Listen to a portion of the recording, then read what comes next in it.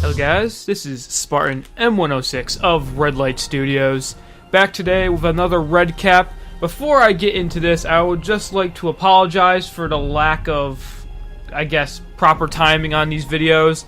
None of these videos have been coming out on time, and neither have I been uploading these at a weekly basis. I apologize for that. I'm still trying to get this new format set up. I'm trying to kind of ease myself back into this weekly update thing that I was doing beforehand. Right now I'm kind of busy doing a few other things, and I have all jobs and stuff to do, so right now it's not really the best time, but I'll try to get videos out every 2 or 3 weeks. I'll try to do one at the weekend or sometime like that. I apologize, but hopefully maybe around summer break time I will have videos coming out relatively every Friday week, at the end of every week, hopefully. So then, let's get into this. Since I haven't done a Redcap in about 2 to 3 weeks, we've got quite a lot of shit to go through. First up is this humongous update, Destiny update, if I can find a number, 1.1.2, which is a large 4 gig update for Destiny, and it includes a number of fixes and new features. So, first off, let's just go into the tower. Let's explore the tower. With update 1.1.2, we have 2 new Easter eggs in Destiny. The first one, which is kind of an Easter egg, but it kind of isn't, it is the purple ball in the tower, which you all know and love, and if you're a Destiny player, you'll probably play with that purple ball at least once, and if you haven't, you're a heartless person. Why wouldn't you do that? You want to have fun, so why aren't you playing with the purple ball? But beforehand, the purple ball was just kind of this relatively lazy, kind of contextually. I mean, they just threw it in there for people to have fun with. It had virtually no texture at all. It was pretty much textureless. It had no reflective surfaces, no nothing at all, at least what I remember of it. Now with update 1.1.2, they have added in a shading feature, but they've also added in a kind of a glowing feature as well. When you hit the ball, there'll be a certain glowing effect with inside of it, which varies depending on the time of day and how hard you hit the ball, like the velocity. So I think that's very interesting, and it kind of makes the purple ball look really cool. The second, and I find much more interesting Easter egg they've added in, is a jukebox. So if you go down to the bar, where Zur sometimes is, you will find this guy just sitting there with, like, on a keyboard thingamajiggy in the wall. But if you approach this whatever device is, you'll get an indication to hold X, or I guess it'd be square if you're on PlayStation, to play music. This music plays through a number of, I'm guessing, royalty-free music. The trial... Oh, excuse me, I'm sorry, I can't think straight right now.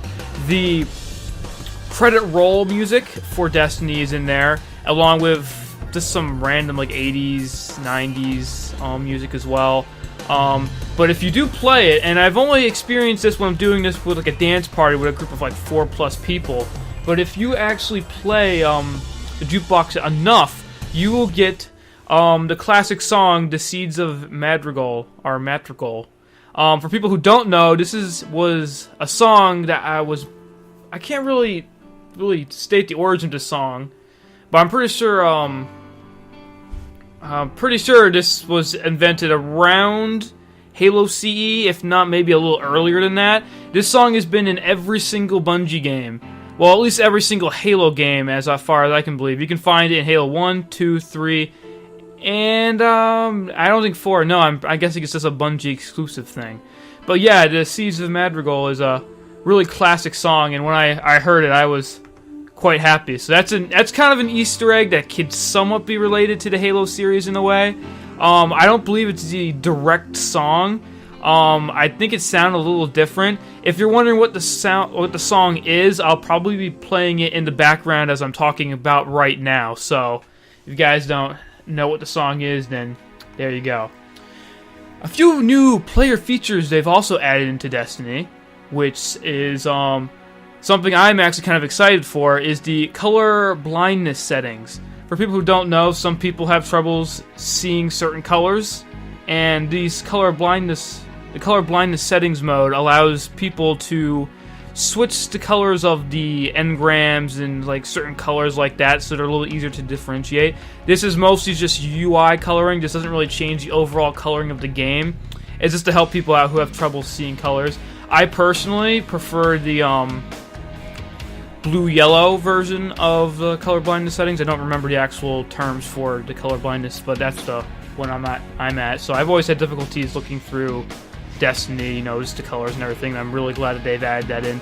That's really something that I'm so happy to see that they're actually doing. They're really just adding in so much interesting stuff to Destiny. This will give you a hint of a few things that they've like changed for the coloring. They've changed the motion tracker, loot drop colors, shield energy colors, and the categorized colors as well. You know, common and uncommon, stuff like that. Another thing that they've added, and this is really good for you streamers, is audio controls that are in-game. So for people who don't know, in Xbox One, and I believe also PlayStation 4, you can use Twitch and stream directly from your console. The problem with this is that when you're using an Xbox One, you cannot stream the audio from your... you can't stream your audio from your party chat. So that requires you to go in game chat. And for many people who know, game chat isn't always the best when it comes to streaming because you can't control the volume, and sometimes, you know, your friends are just muted out because of all the explosions happening in Destiny or something like that. But this now allows you, the audio controls allows you to reduce the volume of everything. Like, you can just control the music volume and the explosion volumes and everything like that. So now it's going to be much easier for you to do streaming via your Xbox One or PlayStation 4. And I find that extremely useful because I'm trying to get into Destiny streaming a little bit more than I have recently. A few things that they've also fixed are some weapon bugs. They fixed a bug where players lose ammo when switching weapons, while switching weapons when dead. So apparently you'd lose ammo when you die. This is primarily a multiplayer. They also fixed a bug that I noticed too, where heavy ammo and just normal consumables like the synthesis, they don't actually replenish your ammo. You just plop them in and they don't work. I always seem to have that problem in Skywatch. Like, it happens to my special weapons a lot during Skywatch, so I'm glad. Another thing is that they've fixed the behavior of the Pocket Infinity, so it's more likely to edge case conditions? I don't know what that means. And they've also made the Fourth Horseman a little better. And since that's a PlayStation 4 exclusive or PlayStation exclusive, I don't really know much about the Fourth Horseman, besides the fact that it sucks. Anyway, going on to a few other contextual things that they've changed. They've changed the fire effect for the Thorn. So now it's more of a void type poison thing. It's not fire. So primarily it's just to make it easier for you to see under fire, but also kind of gives us the lore idea that Thorn doesn't use fire damage. It's more of a poison type. They've also changed that the defensive reflex perk doesn't trigger on throwing knives, and a few other, you know, just issues with the icebreaker and stuff like that. You know, this ongoing fixes that just inconveniences.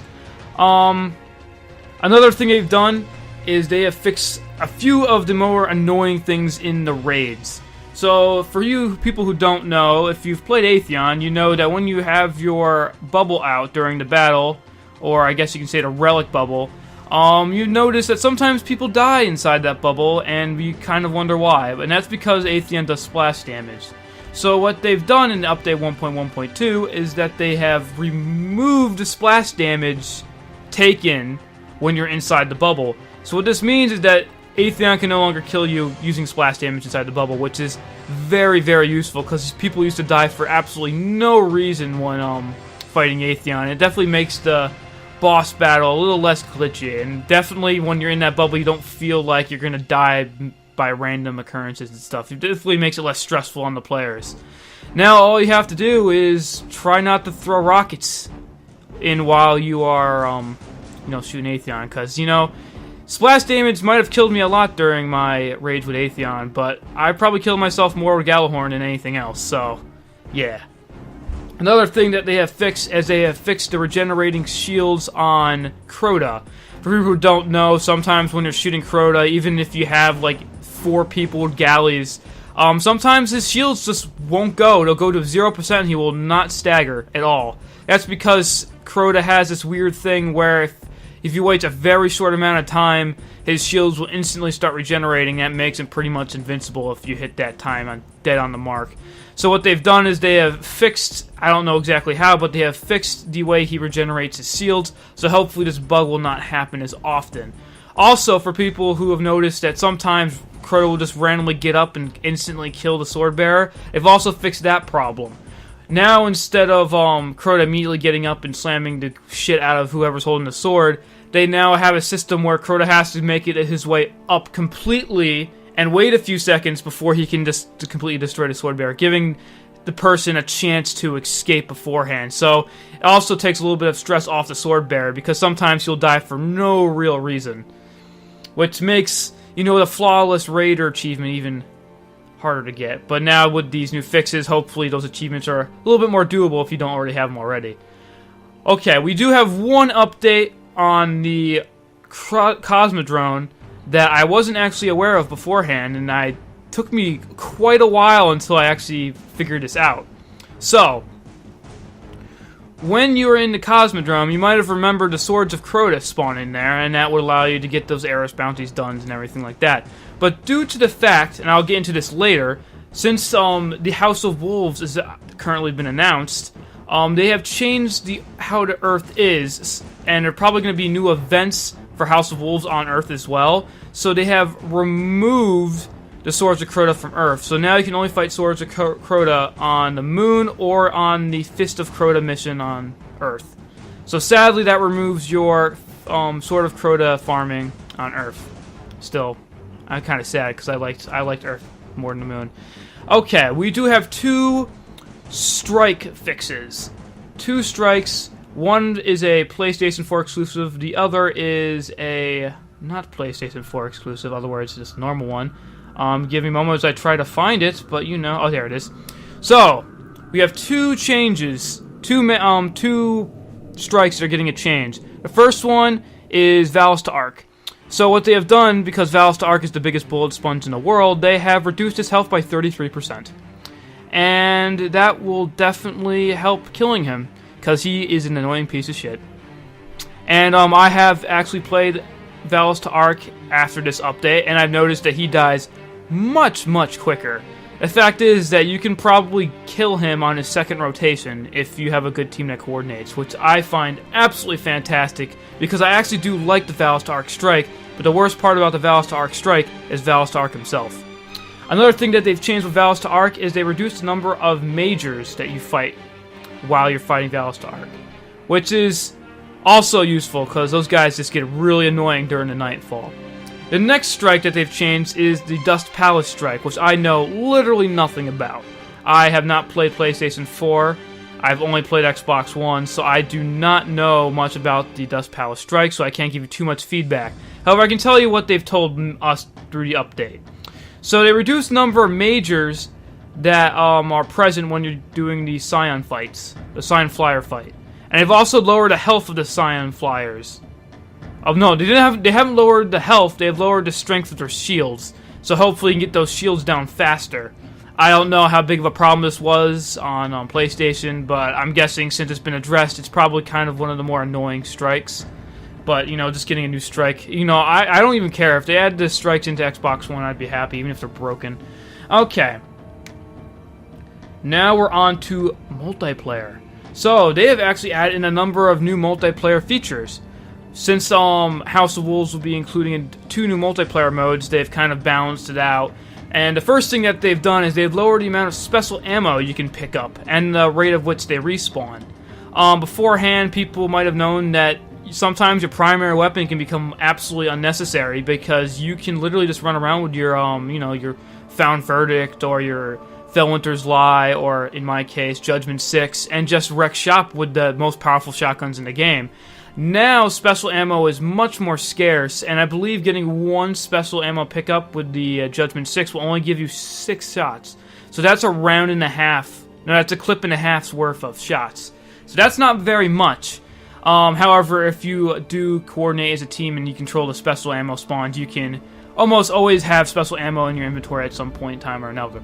However, since ammo is much more scarce, people have noticed that primary exotics are much more useful, and, you know, primary battles, like, with primary weapons are much more common. So you're not going to find a lot of shotgun campers and stuff like that anymore. Definitely really good for balancing out the shotguns in the game without making them less powerful, because that update last time didn't really work out that well. Another thing that they've changed is they've actually added in a new bit of user interface when it comes to heavy and special ammo pickups. So you see beforehand, special ammo and heavy ammo kind of always respawn randomly if you didn't have a timer with you.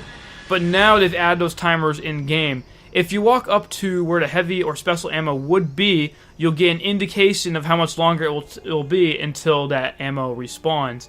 And instead of the ammo completely disappearing, there will be like a holographic 3D outline of the ammo. So now ammo, like weapon control, I guess you would say ammo control in Destiny is a lot easier and a bigger part of the game. So now people will, I guess you could say, would predict these spawns, like predict the time, and then super the areas where the enemy team would be when they're picking up their heavy. Because everybody knows that once the heavy spawns, everybody in the team backs off and grabs that. It goes into the heavy area, which leaves everybody open to Nova bombs. Yeah, if I had a nickel for every time I've been killed during grabbing heavy ammo, or have gotten a crazy kill streak because I happen to get a lucky Nova bomb there, then I'd be a millionaire. It's pretty fun. Another thing that they've done is they've also reduced the amount of heavy ammo you pick up, not just the special ammo, so you won't find yourself with having as much ammo as you typically would have. I would say that this primarily affects the one-way tickets and stuff like that. I find that those ones have far less ammo than they used to. However, Gallahorns and Truths with the armor, like raid gear armor that makes yourself have more heavy, it's not much of a problem. I believe you get 4 Gallahorn shots if you are if you have the raid gear armor, the raid gear boots. And I believe if you have any other rocket launch besides Gallahorn and you have 2 pieces of gear that have heavy ammo, you can get even more. I believe if you have a hunter class and you have the raid boots and lucky raspberry, you get double the heavy ammo perk, which is very interesting. Another thing that they've changed is the sound effects. They've changed the sound effects when collecting bounties. They kind of make it like I would say like a watery effect. They've changed the Ward of Dawn audio, or I guess added it in, because beforehand you wouldn't know how much longer your Ward of Dawn or the big Titan bubble would have until it disappears. Now it kind of has like this audio that like gets faster and higher pitch, and it tells you like, you know, you should probably get out of there. So it kind of gives you an extra bit of information about your Ward of Dawn, so your teammates know when to get out, or you know when to retreat to it or something like that. So I find that very interesting. Next thing off in Destiny, we are done with update 1.1.2, and I've gone on for way too long. So let's go into the House of Wolves. House of Wolves has just been announced, and I believe it will be around the end of May, somewhere around May 23rd, somewhere on the end of there. That's when we're expecting to see House of Wolves announced. House of Wolves will include a new patrol area in the Wreath, and if you actually check out the Wreath overlay, or the, if you know, like, before you select planet or something, they've changed the overlay now. They've actually added in some information in there. They've completely changed it. They've also made a few preparations for House of Wolves. As I said before, they changed the multiplayer slightly, and they have also changed some maps. With the update and the announcement of the House of Wolves, the area for the House of Wolves on Venus that you remember is actually been completely changed. They've actually completely changed the layout of the map, and I believe the ghost locations have also changed, so we might have to make another video for the new locations. With not just a change in the map, the House of Wolves has also been announced to not only include a patrol area, but also include I believe 2 new multiplayer matches or missions or whatever you want to call them, playlists. There is 2 new ones. The first one is something called the Prison of Elders.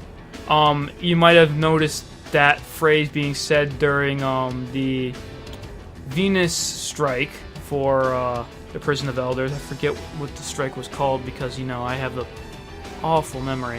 Whatever that strike was on Venus, it does mention the Prison of Elders, but apparently it will be a 3-man strike, not 3-man, a 3-man skirmish type game type.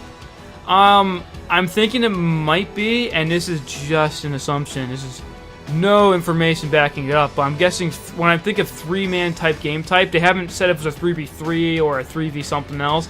I'm thinking it might be multi-team.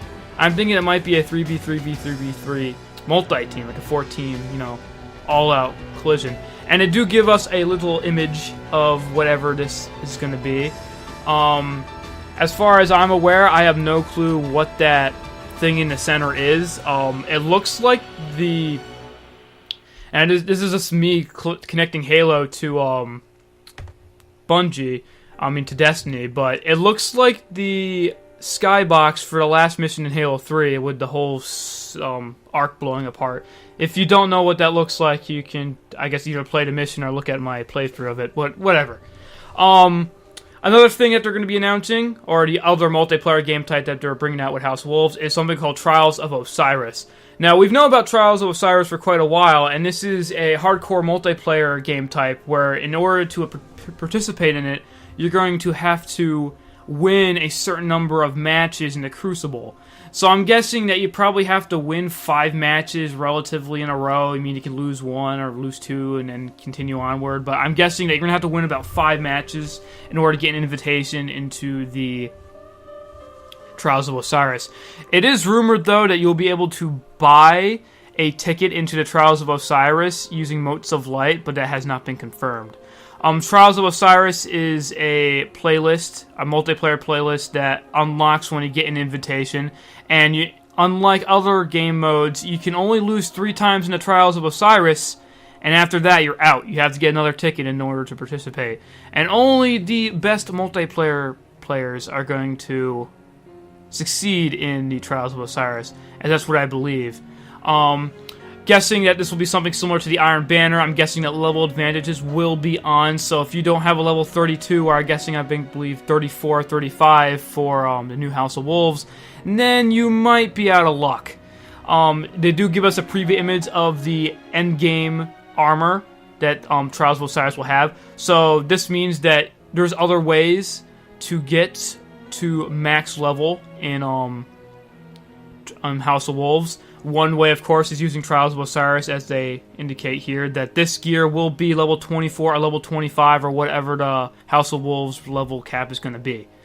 Another thing that they have announced is the fact that the raids will not be included. The first raid for House of Wolves will not be included in the package on launch. We believe that the raid for House of Wolves will come out at around July, September-ish, somewhere around there, somewhere in between House of Wolves and the Comment DLC to kind of lighten the gap in between the two. And I believe this will set up our second type of raid gear that you can get to make the next level cap. Another thing that they'll be adding in is upgradable weapons. They said that they are going to be upgrading weapons somehow through the Vault of Glass system, at least Vault of Glass raid weapons and gear. And I believe that this is going to be the third way you're going to be able to hit max level cap. They indicate this in the update, and they show a little image about how you're going to upgrade your guns and weapons. And they show Fatebringer with the 300 damage being upgraded to 365. So we believe that all Vault of Glass raid gear can be upgraded to the new cap. People have been speculating on what this will mean and how this will be done. I personally believe that what they're going to do is they're going to add some way of upgrading it either in the tower or the new tower. So maybe you got to get a piece of, you got to like reputation grind until you get this certain thing that can upgrade your new weapons to 360. However, there is also another possibility, and that is that they're adding in a new difficulty for Vault of Glass. So maybe level 32 or 34 or something like that, something that's a little bit more challenging. If they are gonna do that, I'm guessing that there's gonna be new challenges as well.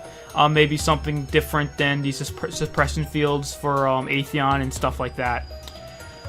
Alright, and now I'm just going to give you the times that they're going to be actually officially announcing all these, like actually giving us more information. So on Wednesday, April 22nd, that's when we're going to get the discussion on how to upgrade your weapons. On Wednesday, April 29th, we're going to get the Trials of Osiris discussion. On Wednesday, May 6th, we're going to get the Prison of Elders discussion on this 3-player cooperative multiplayer thing. And on Friday, May 8th, they have not announced it, but something is coming out soon. I'm guessing that that's going to be the story missions and stuff like that. Possibly the new exotic gear that you can expect to find in House of Wolves. It has been leaked that there is some exotic gear that will be most definitely be in House of Wolves. The one I can only name off the top of my head right now, because I don't have the page up in front of me, is the Warlock helmet that makes people blind when you use your Sunsinger super. So in other words, you can blind people when you self-res and pretty much wreak havoc, because that's going to be amazing. Like, being able to self-res and blind the people around you is pretty crazy. I don't know about the other raid gear. I know there is a shotgun that looks absolutely amazing, but as far as I know, that's all they have for weapons. We gotta wait till a later date to actually get any real evidence or any information on that. Alright then, done with Destiny.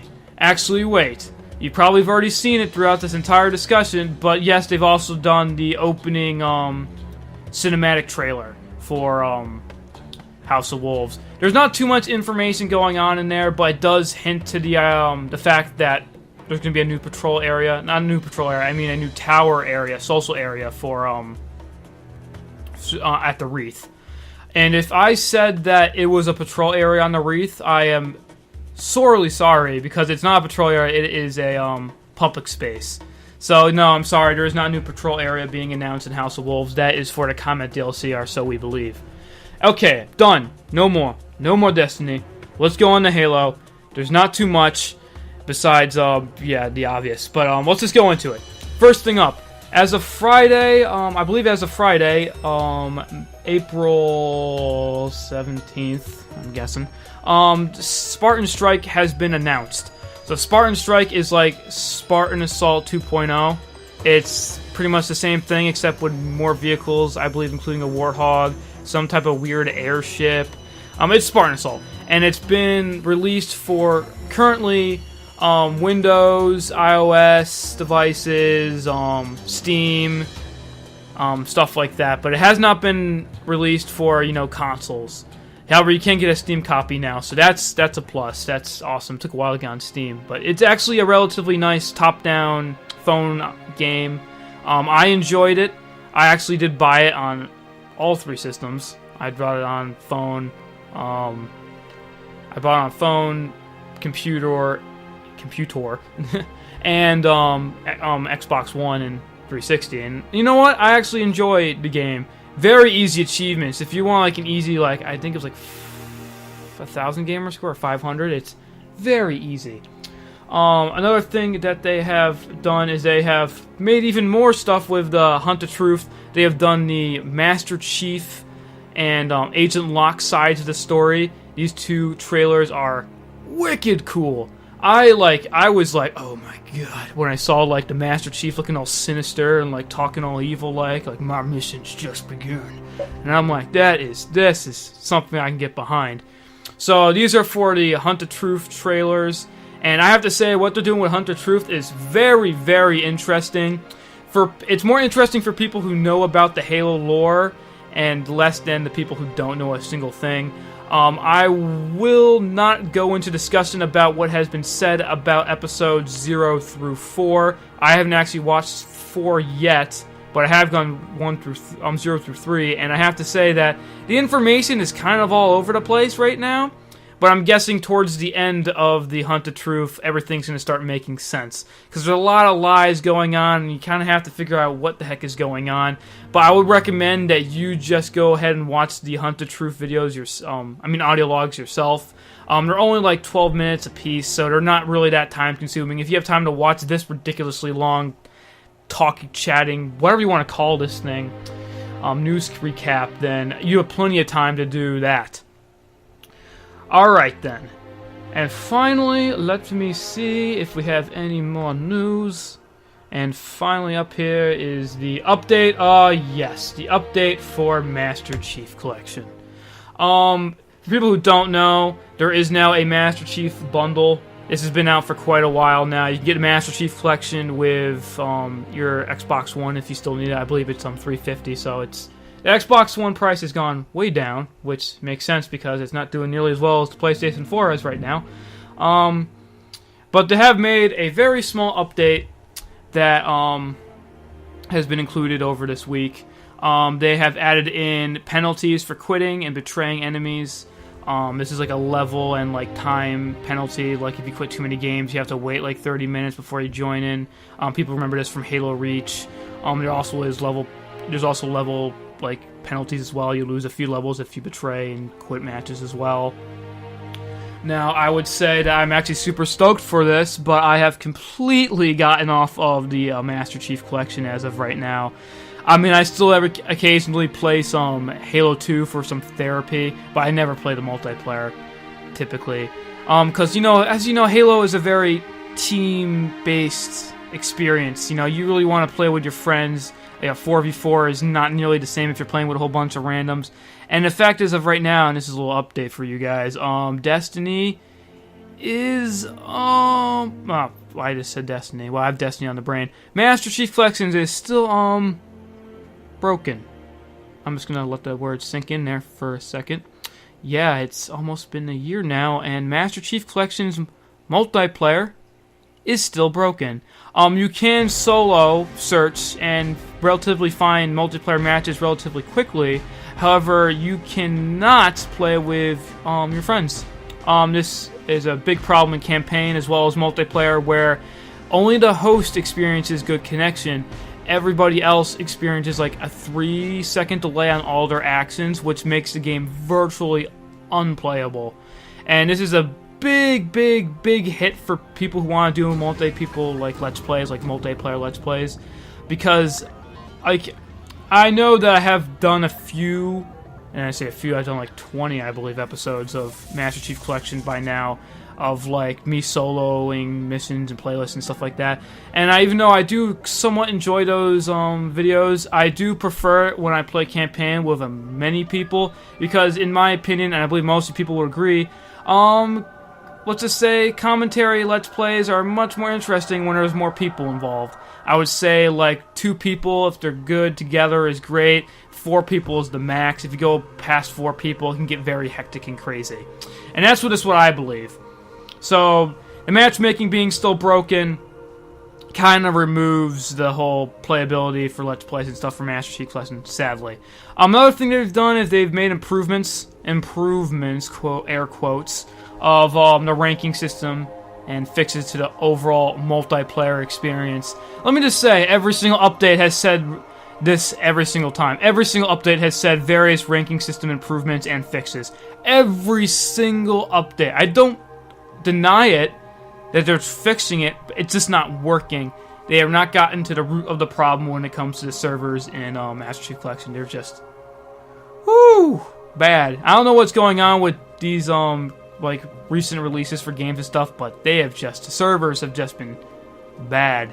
And the last update they have made to the Master Chief Collection is an update to Halo 3's Forge. And I did not know this was a problem, but this is like pre-alpha problem, and this should not be patched now, so long after the game has come out. But apparently there was a problem where there wasn't all the editing tools in Halo 3, so you could not create some game modes in Halo 3 using the Forge.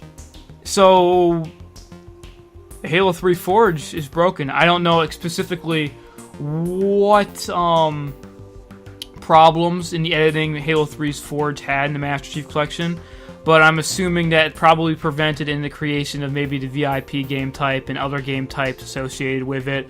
I'm assuming that it probably prevented people from making fan favorite Halo maps that, you know, we all know and love from Halo 3. Because in my opinion, Halo 3's custom games were spot on. There are some really, really fun Halo 3 custom games. I still think Halo 3 Fat Kid is the best thing to come out since sliced bread.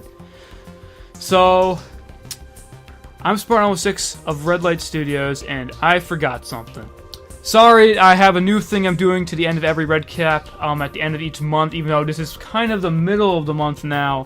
What I'm doing is I am adding a little intro thing when it comes to my art that I'm creating for Destiny and Halo. So right up here, I'm going to throw it up on the screen right now. We have the exotic pulse rifle from Destiny, the Bad Juju. I created this little image in 100% in Adobe Illustrator.